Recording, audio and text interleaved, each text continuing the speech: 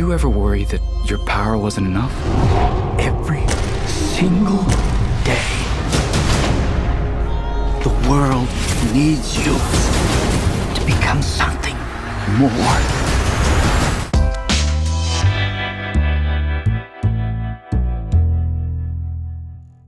So, Hayden, during your presentation, you said that you weren't wholly familiar with Ultraman when the project came to you.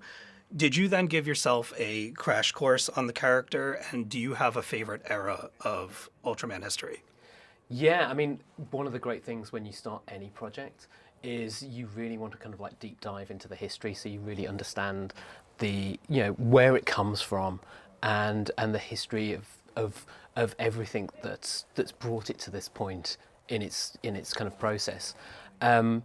I think my favourite Ultraman is definitely Ultra 7. It feels the most kind of linked to Ultraman Rising of any of the shows, and it was just really fun.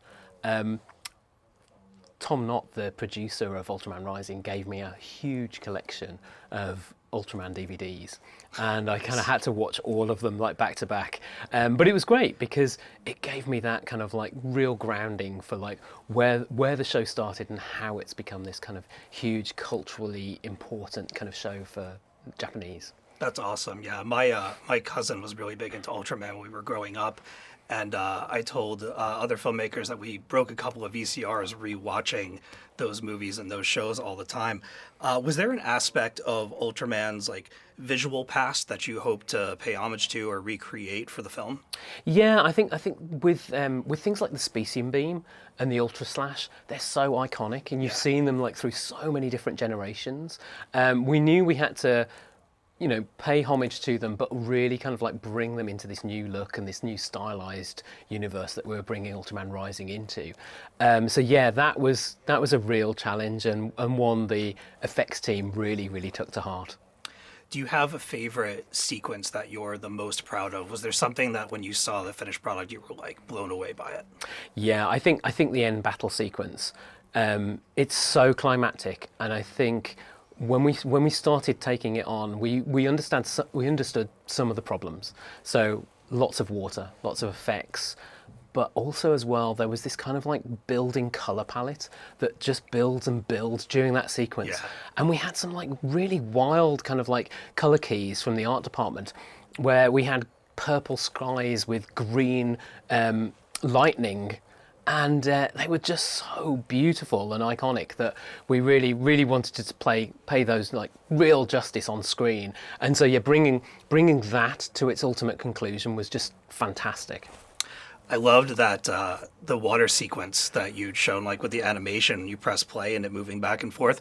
Was there any new tech or anything new that you used for this film for the first time? I think there was a lot of new work that we went into to get the kind of general look of Ultraman Rising. So we used a lot of new techniques to get that kind of Copic marker work technique and really push the design and the style of the show overall. But what it really comes to is it's a lot of artists putting time, care and attention into absolutely every frame, every detail, and that's what really pushes it into being this beautiful piece of artwork. So just a few words, can you describe what you felt when you saw the finished product for the first time, that first screening, when you got up and I assume clapped and cheered? What was going through your mind? It was goosebumps up both arms and lots of tears because it was just so emotional.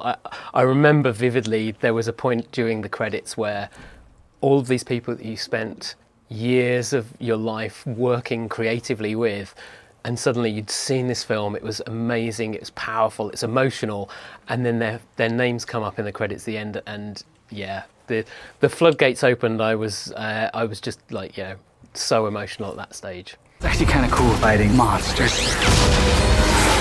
It's just, I'm not very good at it. Come on, seriously? All right, so guys, you mentioned at last night's presentation that you're longtime Ultraman fans. Why this story for this character? The reason I chose a story is while I knew the character was huge in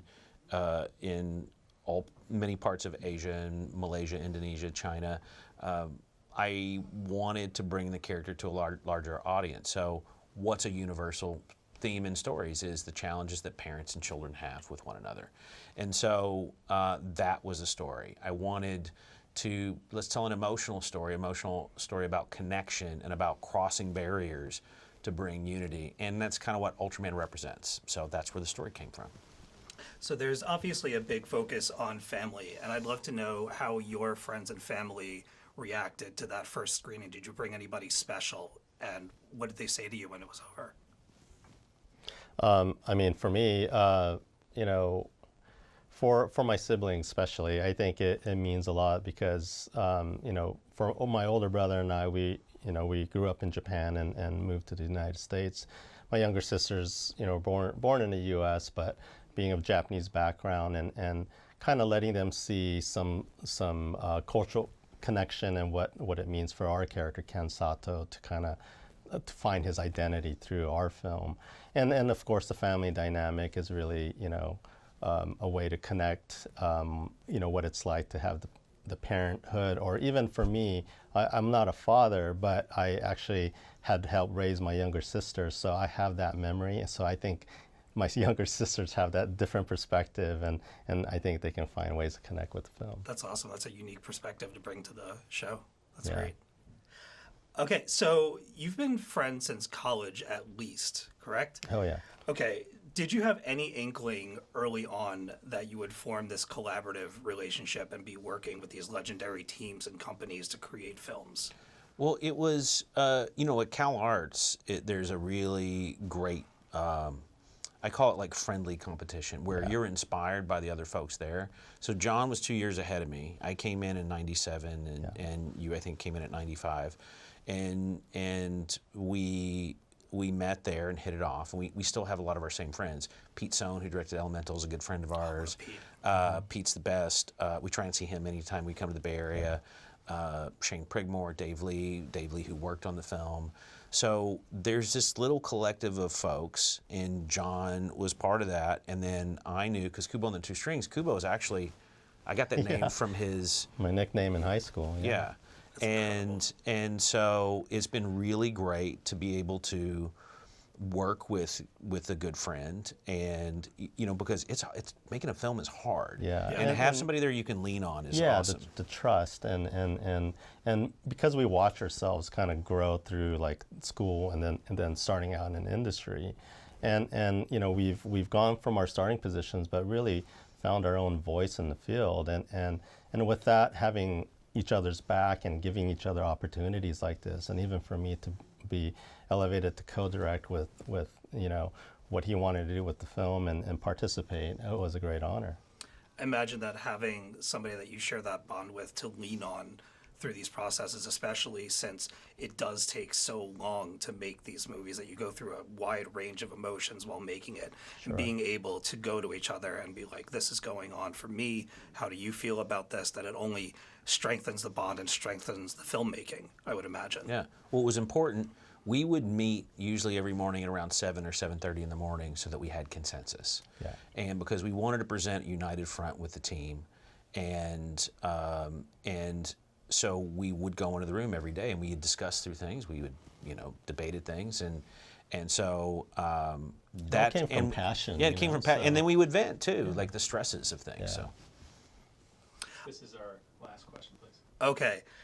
So did you have a wrap party for Ultraman Rising? And if you did, was there any wild stories that you can share from that time? No, unfortunately, no wild stories. We did have a wrap party. It was amazing to be there with all our family and friends that you asked about before. It was at the Egyptian. My wild story is it's like being at your own wedding, where I got trapped in the lobby, and while everybody else was partying, I was having conversations with people, which is like, I love doing it because I was getting to see people that I hadn't seen for a while, or people were talking to me after having seen the film, what it meant to them to see it finished. So that was a really lovely experience. So I didn't, maybe you have wild stories I don't know about. But, like, but it was a great experience. Yeah. I mean, Oh my God. Not good. Retrieve the package. Yes, sir.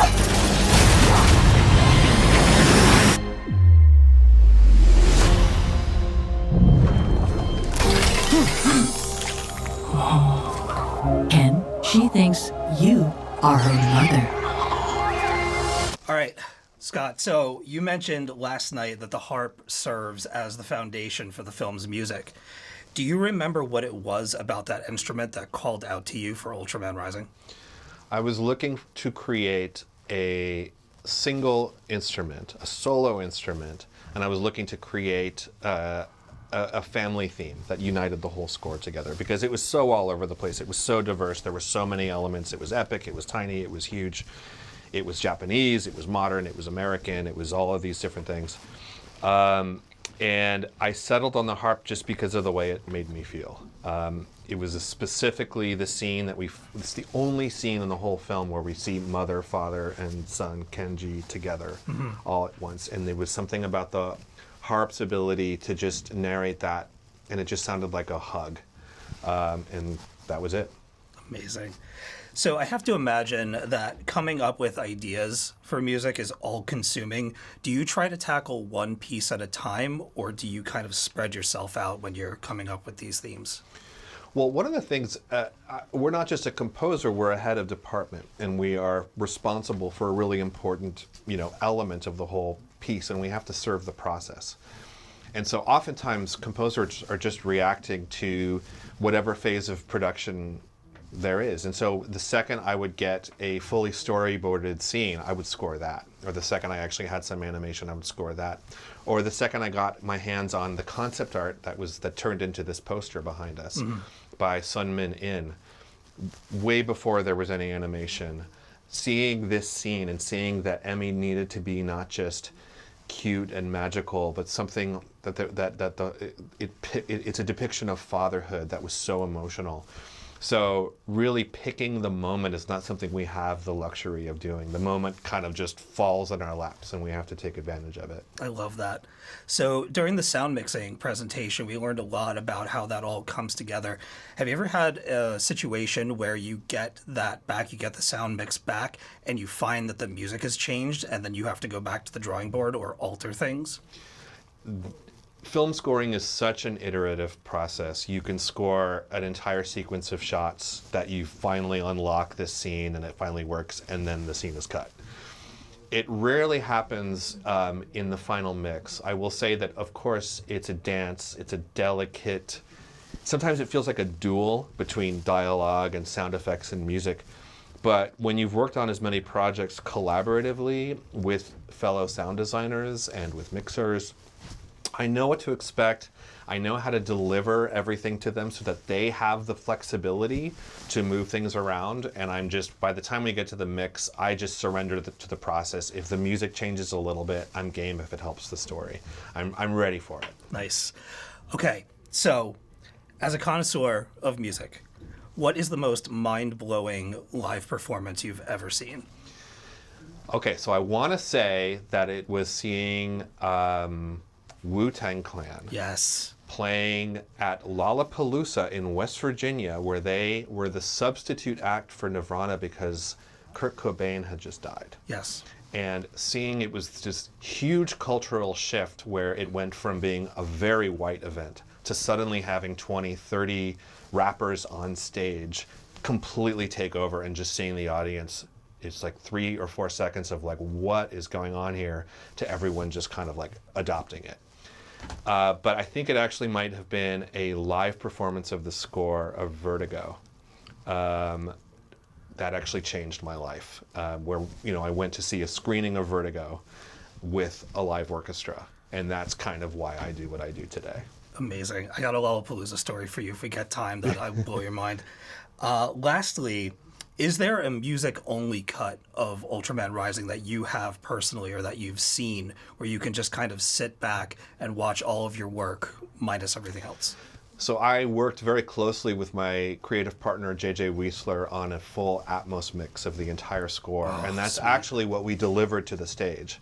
The fact that we recorded, we mixed, we created all the music in Atmos, and it was delivered in Atmos to the stage I'm not going to say it was a first, but it was an unusual and very cool thing. So yes, we do. However, I'll say something that is actually really important to me. It's not the real version of the score. The real version of the score is what you hear in the movie. So I left a lot of room for the sound design, for sound effects, for explosions, for dialogue. And when I hear the music by itself, it actually sounds incomplete to me. Okay. Did you keep anything from the film? Did you take like a keepsake or anything that you have hanging in your home, or anything that you are like particularly proud of that you want to display? Yes. So early on, I was looking for material because I wanted to start writing music, but nothing had been animated yet.